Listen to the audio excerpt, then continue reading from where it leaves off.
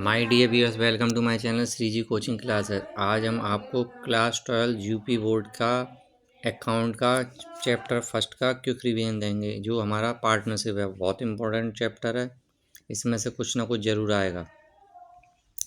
साझेदारी दो या दो से अधिक व्यक्तियों का एक समूह है जो किसी वैध व्यवसाय को चलाने के लिए अपने वित्तीय साधनों और प्रबंधकीय योग्यताओं को मिलाने तथा एक निश्चित अनुपात में लाभ हानि को वितरित करने के लिए सहमत होते हैं। तो आप जानते ही हैं, जब एकल व्यापार होता था तो व्यापारी जो होता था उसको बहुत दिक्कत आती थी। जैसे मान लो पूंजी उस पर इतनी नहीं होती थी और वो सारा काम संभाल नहीं पाता था, तो इस कमी को दूर करने के लिए साझेदारी बनी। तो साझेदारी में हमेशा लीगल वर्क होगा। चोरी डकैती गांजा चरस इनका वैध व्यापार नहीं माना जाता है। लाभ हानि एक निश्चित अनुपात में होता है और दो या दो से अधिक व्यक्ति होते हैं। भारतीय साझेदारी अधिनियम 1932 की धारा 4 के अनुसार साझेदार उन व्यक्तियों को पारस्परिक संबंध को कहते हैं जिन्होंने किसी एक कारोबार से लाभ को बांटने का ठहराव किया हो, जिसे भी अब उनमें से कोई एक व्यक्ति सबकी ओर से चलते हैं। तो भारत से साझेदारी 1932 में संचालित होता है। यह अधिनियम 1 अक्टूबर 1932 को लागू हुआ था।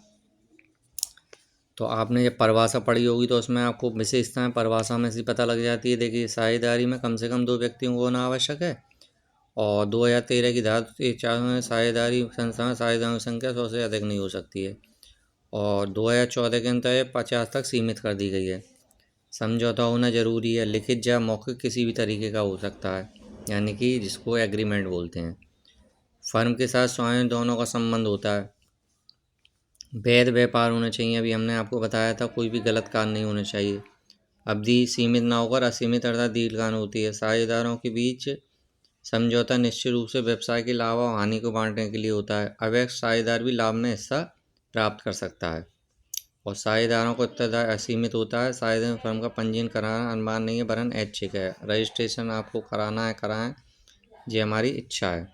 अब संजय संलय क्या होता है?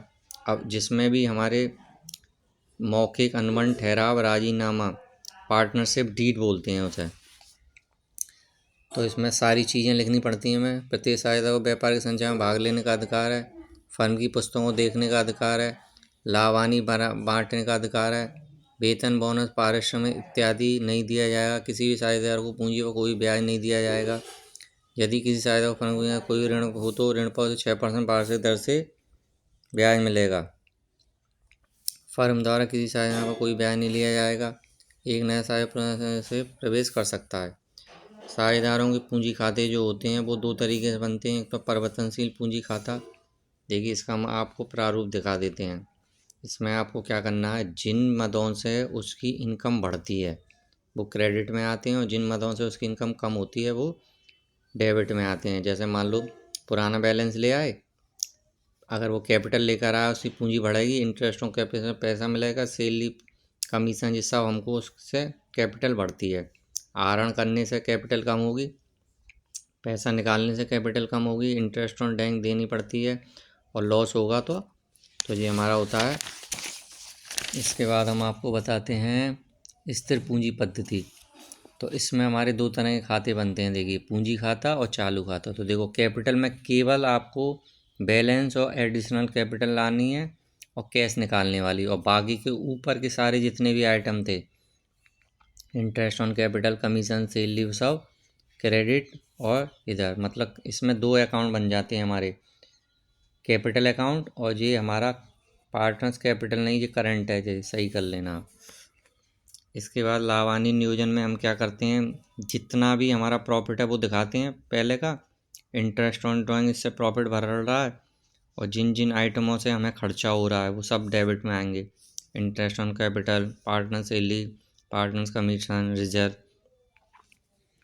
और 20 को हम इसमें ट्रांसफ़र कर देते हैं। अब देखिए, लाभ हानि खाता और नियोजन क्या होता है।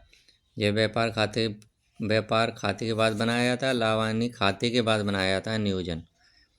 और साझेदारी संबंधित साझेदारों में पूंजी पर ब्याज, आहरण पर ब्याज, इसकी विधि होती है। एक तो साधारण विधि, इसके लिए आहरण की राशि ब्याज की दर बटे 100 गुणा माह बटे 12 है। और अगर मान लो गुणनफल विधि हो तो इससे निकाल देते हैं। आहरण की तिथि नहीं दी हो तो 6 माह का निकालिए। यदि कोई साहब प्रत्येक माह की पहली तिथि को आहरण करता है तो 6.5, और अंतिम तिथि को करता है तो 5.5, और मध्य में करता है तो 6 माह। ये रूल को याद रखना।